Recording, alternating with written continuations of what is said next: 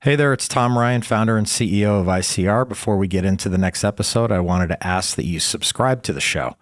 It'll help us get even more unique and interesting guests on the podcast and in turn continue to educate management teams and the growing ecosystem that creates value for fast-growing private and public companies. And while you're at it, head over to Apple Podcasts and leave us a 5-star rating. Very much appreciated.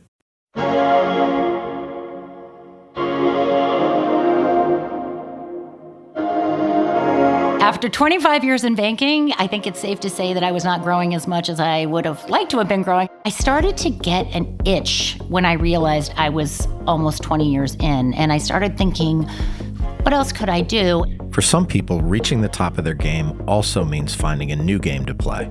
There's an expression for growth companies and earlier stage companies that you're building the plane while you're flying it, and it's so true. Because when you go to a company that is not bureaucratic and established and all these things, like, you just do it. You know, you identify a problem and you look in the mirror and you say, who's going to do this? And it's you.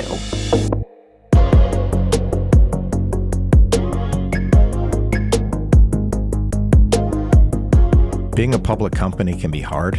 Small missteps can have outsized consequences. I'm Tom Ryan, founder and CEO of ICR, and over the last 20 years, we've helped thousands of companies understand and navigate the stock market and the media. We'll demystify these and other increasingly complex stakeholder groups so you can focus on what you do best, building your company and unlocking your true potential. This is Welcome to the Arena. You know, it's pretty inspiring to hear from people who get to a pinnacle in their careers, but then choose to look for even bigger challenges. And that's exactly what today's guest did. Today, we're sitting down with Sarah Marie Martin, who joined Uber in 2022 as head of M&A, investor relations, and capital markets after a successful 25-year career in investment banking. At Uber, Sarah Marie helps optimize and finance Uber's portfolio of businesses. Before joining Uber, she was the first CFO of Yumi, a digitally native organic children's food company. Previously, as an investment banker, Sarah Marie was a partner at Goldman Sachs, and prior to that, worked at Credit Suisse for 20 years. In the early days of her career, Sarah Marie worked in the high yield and equity capital markets groups, as well as Latin American corporate finance. She earned a BA from Stanford in Quantitative Economics, graduating with distinction, and she got her MBA from Columbia Business School, where she was valedictorian of her class. Sarah Marie serves on the executive committee of the board of directors of The Door, an organization that empowers disconnected youth in New York City. She's a board member of EasyPoint, a pre-IPO shipping software company, and in her spare time, she's a mom of 5 kids. Unbelievable. Sarah Marie and I had a great conversation about her fascinating career and the exciting direction that Uber is headed. Let's enter the arena with Sarah Marie Martin.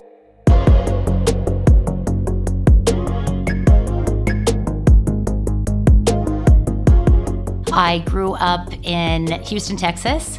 My parents were educators, and I didn't have a lot of exposure to business or finance. When I went to college, I studied economics, and it was a very liberal arts-focused degree and education. So I sort of thought, I'll just apply for everything. I'll look at accounting, consulting, investment banking, just anything that seemed kind of business-like. I'll see what the opportunities are, whether they end up being on the West Coast or the East Coast, because I went to college in California.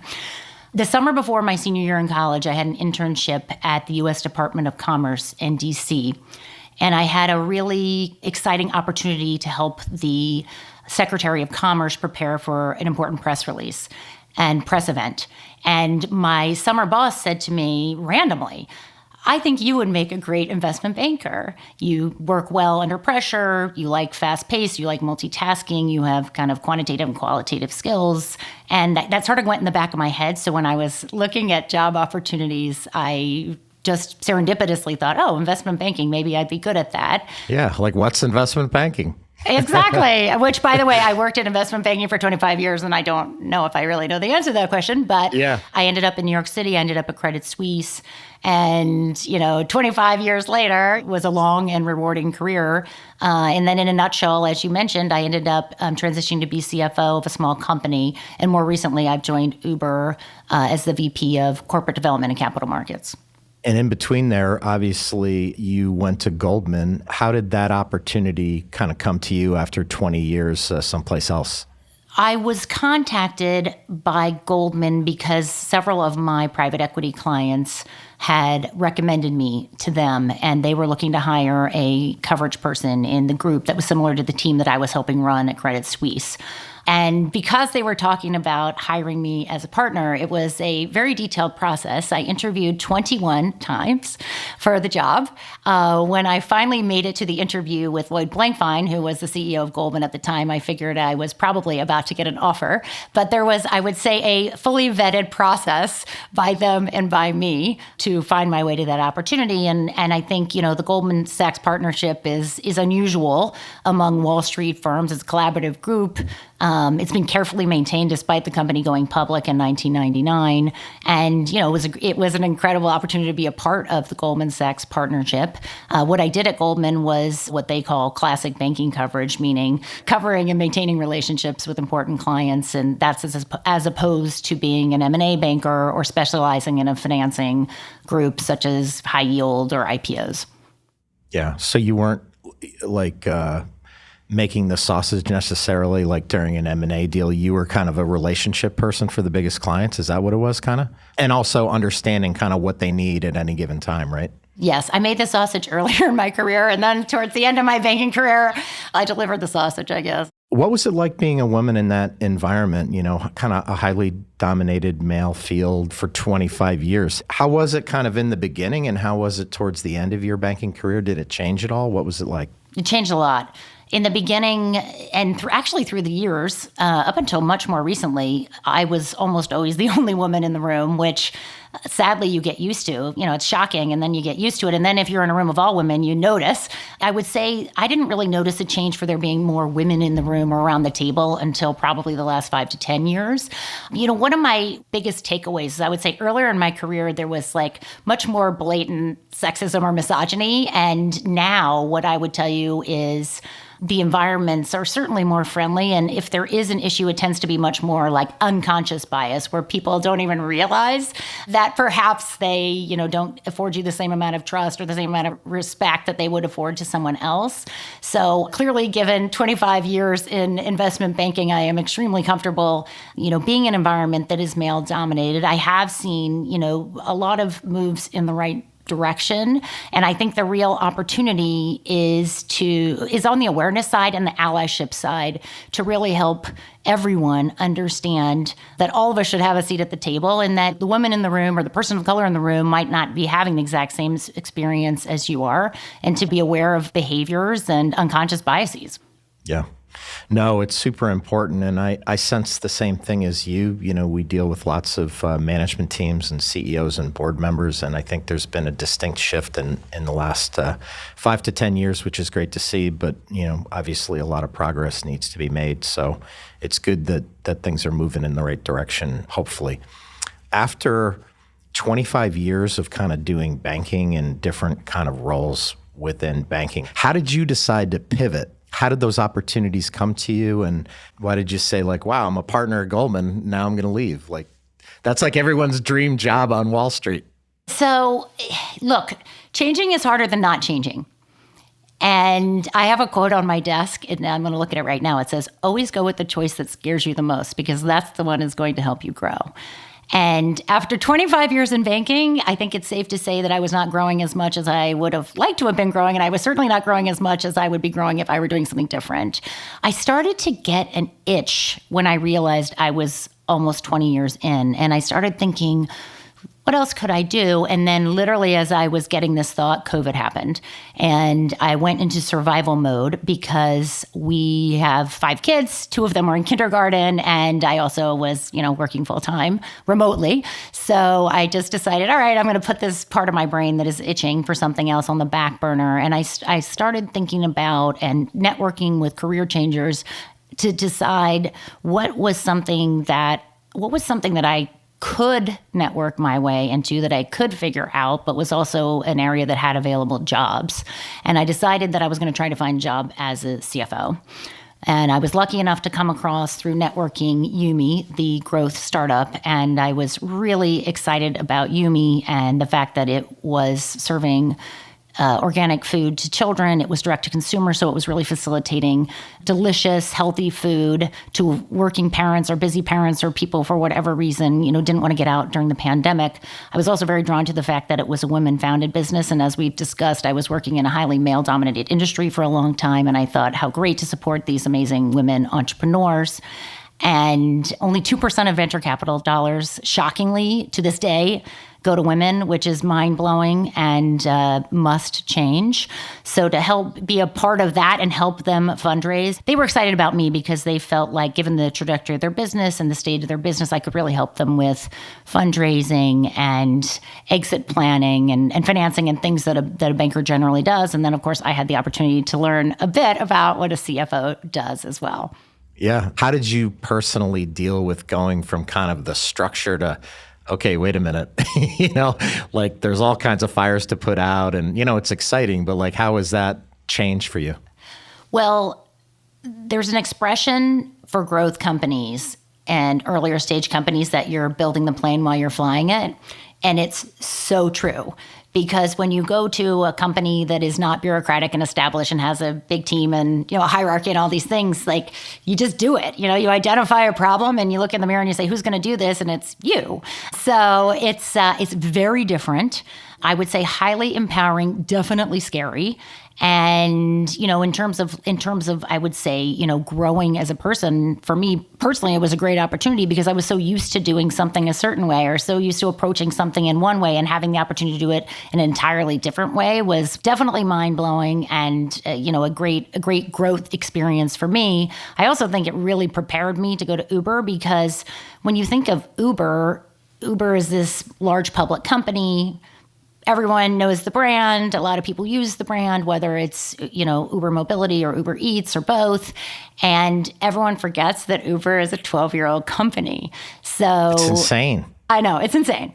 And Uber is sort of established and has some of the infrastructure that you would find in an investment bank or a large firm, but it's also very much the sort of building the airplane while it's flying mode as well. I'm grateful having had the experience at Yumi and the growth company because I think it really helps me understand what's going on at Uber and the fact that, we are a big public company, but we are kind of early days in terms of our institutionalization and our processes and procedures as a company.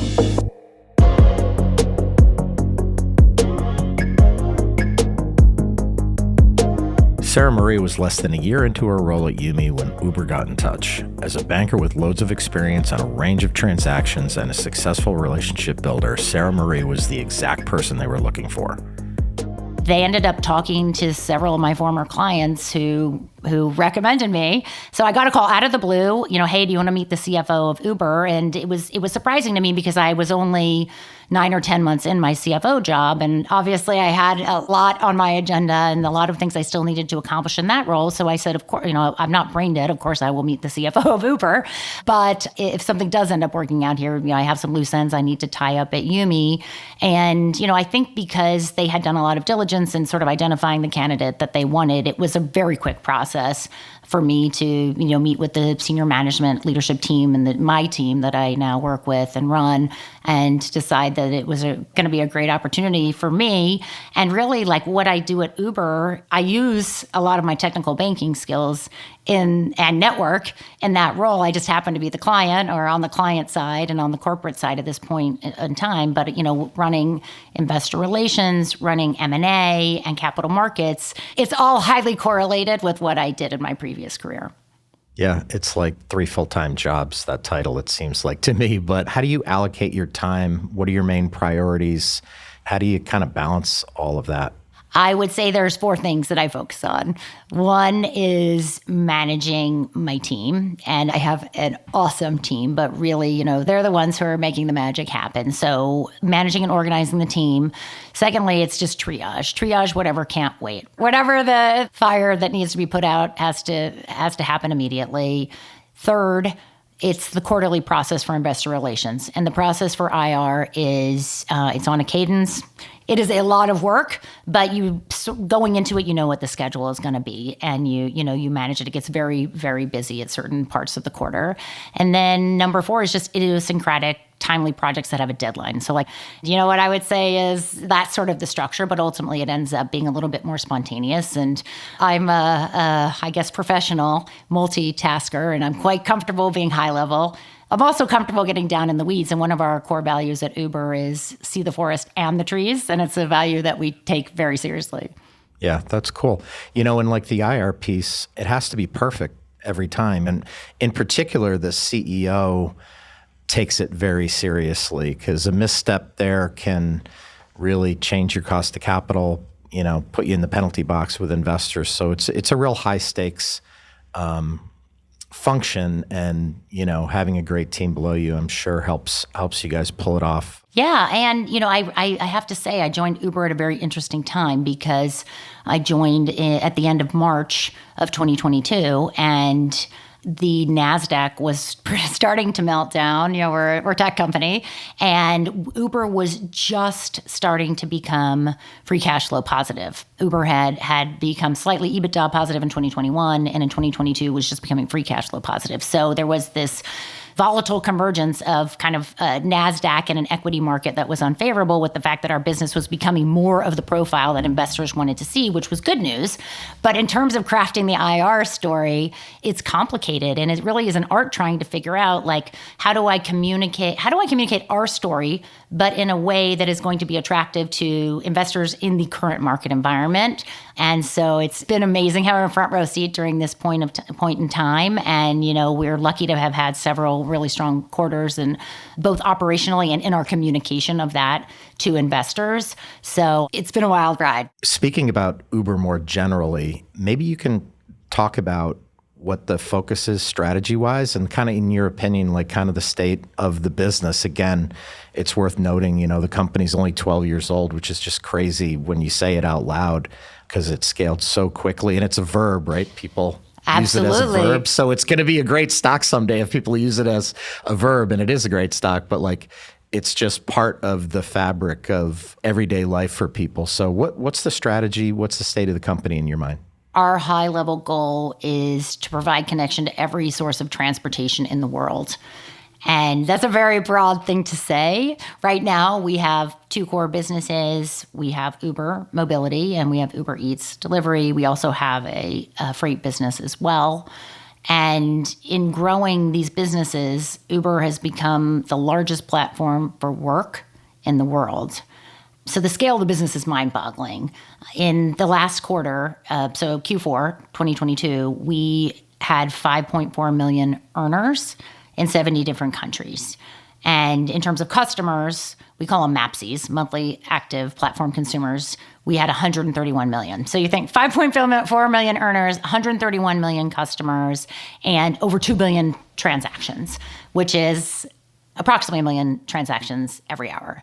So the scale of the business is mind-boggling, and we're just at the tip of the iceberg in terms of our strategy. So, our existing core businesses, which are UberX and restaurant food delivery, are a big growth driver for us. We're also focused on new verticals, which could be anything from a reserve ride to a shared ride to, in certain countries, there's 2-wheelers, 3-wheelers. In our delivery business, our new verticals would be things like grocery or alcohol delivery, other things being delivered that are not restaurant deliveries.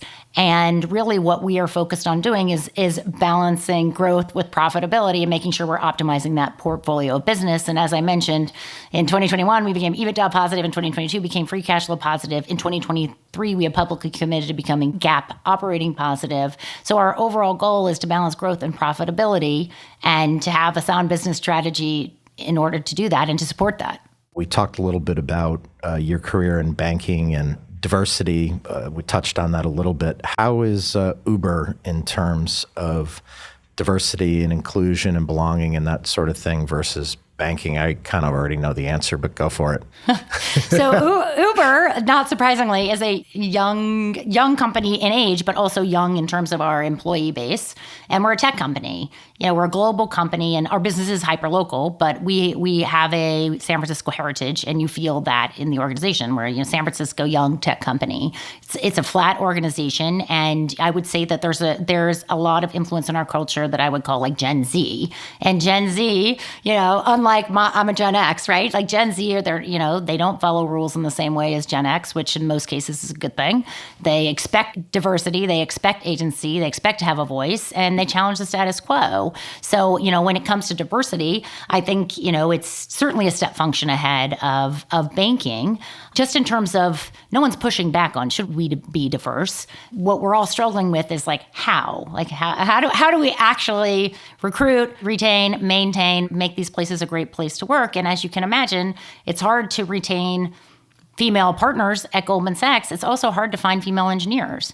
And we're a tech company. We have thousands and thousands and thousands of engineers. So, similar set of challenges, more embracing, I would say, of those challenges. We also are a hybrid work environment, which I think is really appealing to many people. I would tell you it's very appealing to me as a working mother, because if I think of my life post-COVID versus pre-COVID, I just have so much more time, in-person time with my family, which I value so much.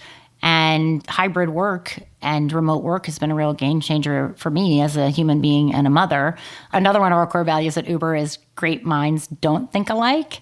And so I think that's just sort of... You're full of sayings today. I love it. That's sort of evidence of how, we're like, this is great. We want all different perspectives coming to the table. And until I sort of heard a tech CEO say something similar to that years ago, and I thought oh, wow, you're recruiting somebody and you're not actually recruiting somebody who necessarily has the skill set for that job. You're just trying to recruit somebody who's really smart and competent and capable and a good problem solver. And so I really do love that, okay, let's all think differently and bring the best idea or the best compilation of ideas to the table. Yeah. I know you went to the World Economic Forum in Davos in January, and I am dying to know what that was like. How was it for you? What was your experience there? What did you take away from it? So personally, it was a total frenzy. You're in this little tiny town. It's freezing. You have, tons and tons of meetings back to back, but everything's in a different location. So just kind of balancing the schedule is a monumental task. This is my first time attending, and I sort of had heard it's a place where everyone's talking about all the problems. And what I would say is that the mood was pretty positive. There wasn't a consensus that I could tell in terms of the economy and what was happening with the macro economy. People were generally feeling less bad about the economy, and perhaps that we would have a soft landing in the US and Europe. Yep. Maybe we'd avoid a recession. But I really do think part of what was bringing the optimism was the reduction in energy inflation in Europe. The warm winter, the sort of reduction in reliance on Russian natural gas. It had alleviated a lot of stress in Europe about energy inflation. So the mood was, I would say, less negative / more positive than expected. From an Uber perspective, it was such great timing to be there because our CEO, Dara, had literally just come back from Ukraine. And everyone wanted to talk about, what's going on in Ukraine and, what it's like to do business there. We're in 18 cities in Ukraine. And we've done a tremendous amount of philanthropic work providing, free rides for doctors and essential workers and refugees and things of all this nature. So it was really exciting to be able to get that message out. And we also really leaned in on our green messaging. So we had a fleet of Uber Teslas, branded, very beautiful, working during the week of Davos, operating like Swiss clockwork, as you would expect in Switzerland, and really right. serving the town. So we had the opportunity to really lean in on some of our cultural values, our philanthropy, and also our green messaging. And, our goal as a firm is to have an entirely electric fleet on the mobility side of our business by 2030. We also have some exciting initiatives going on the food packaging side as well. So I think Uber nailed it in Davos, but just speaking personally, it was really exciting to be there. And I feel very privileged to have been a part of it. That's cool. I love those goals, when you plant the flag out in 2030 and then you kind of realize, well, geez, that's not that far away. Not that far away. It used to seem like it. All right, let's get down to the meat of my interview here. This is very important. Is it true that Uber corporate employees are supposed to drive or deliver for Uber? And have you done that? True. It is highly, highly encouraged. Our CEO drives, a lot of our senior leaders drive, many corporate employees. That's so cool. So true. We need to understand the earner experience, and one of our huge goals and priorities, because Uber is a company where we are supply, not demand constrained. So really what constrains our growth is earners. Because of the demand, if we have the supply available, the demand comes and the demand is there. And we can match more demand with supply if we have more supply and we can get more trips for the drivers and lower prices for the consumers. So, we need a functioning and a healthy marketplace. We as a company have been very focused on improving the earner experience. So it's really important for us as corporate employees to know what that's like. I am onboarded for Uber Eats, not for Uber. I am scared to drive other people around. Also, my car is, as you can imagine, as mom here, my car is an absolute mess. So I'm onboarded as an Uber Eats delivery person. And Tom, I do want to tell you that the onboarding process is incredibly seamless in case you want to make any deliveries. I'll do it. I'd love to try. I think it'd be super fun. Question number 2, maybe even more important. How do I get my Uber rating up or my score up? I'm a 4.84, which I feel is pretty good. I'm very competitive. 4.84 in Manhattan is good. Yeah. I'd like to get that up. So I am working on my own score. I have psychoanalyzed and overanalyzed. My score is worse than yours, and I can't figure out why it's so bad. I say it's because I was literally one of Uber's first customers in New York City when they were really hard graders. And also I have my kids a lot, so that probably doesn't always help. So the number one rule, which no one can believe, is that you can't slam the door. People get dinged for slamming the door. You just have to be very careful when you open and close the door. Yeah, I could see that, though. It's like a common courtesy. It's a common courtesy, and the drivers really notice. And obviously, they care about their vehicles. And then some of it's pretty straightforward, like, being kind and courteous. And then the other big one is not making the driver wait. Yep. Okay, well, that makes sense. And what are your top product recommendations for Uber customers? So you might have seen our Super Bowl ad or various on other mediums since the Super Bowl, but we are all in on Uber One, which is our subscription plan. It gives you discounts on Uber and Uber Eats, which is great. But the reason I love it is that you get access to the highest ranked drivers. The other product which we're rolling out, which I think is fantastic, is Reserve. So if you're reserving for the airport ahead of time or an important meeting, it's a relatively new product and it's great. That's awesome. A couple more questions. Obviously, you have 5 kids, and how do you balance such a huge job and being a mom and everything you have to do in your life? How do you juggle all that? Or do you? So I am totally comfortable with chaos, as may be obvious from this conversation. And even though I am, type A, I'm very good at not sweating the small stuff. So I think most people, when they look at me as a parent, are like, wow, she's really relaxed. I wouldn't have expected her to be so relaxed as a parent. And I also think whether you have 2 kids or 3 kids like you or 5, you only have you have a finite amount of stress that you can kind of apply to your children. So it's not like it's incremental per child. When they say it takes a village, they're not kidding. It does. And, one of the best choices I ever made in my life was marrying Nick. I have the most incredible partner in life to juggle and balance and prioritize things with me. That's been a huge key to my success. I just think in general, across life, you have to sort of prioritize what you want to do, what you want to outsource. You have to have great people on your team, regardless of whether it's at work or home. Having a great admin has been a huge key to my success. I love having dinner at home. And sometimes I can be a little hard on myself if I'm not meeting my, good mom objectives. So I've tried pretty hard to take some deep breaths and focus on the things that I do well as a parent. And I am a very loving parent, and my kids are quite clear on the fact that I adore them. And the other thing that I try to remember is that your life goes in cycles, and I'm in a really busy part of life right now, and it's not always going to be that busy. So, I'm gonna enjoy this really crazy busy part while it is, and then at some point when my youngest kids are all teenagers and the other ones are all grown up and they don't want to spend any time with me, I'll have more time to allocate to my personal passions or whatever, however it is that I want to allocate it.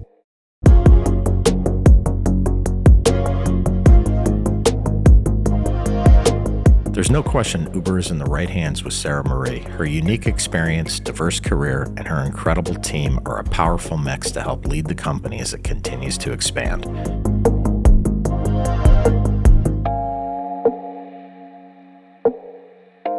At Welcome to the arena. We're working really hard to bring you exciting guests and great content. If you found this episode insightful, subscribe to the show on your podcast app and leave us a 5-star rating. The more the show grows, the more interesting voices we can have on the podcast. And in turn, that should demystify a lot of the stakeholders around public companies and soon-to-be public companies. Thanks for listening. I want to thank Sarah Marie for coming on the show. She's traded one highly successful career for another, and she has a ton of experience with the energy to match. This interview was so fun. We'll definitely be checking in with her down the road.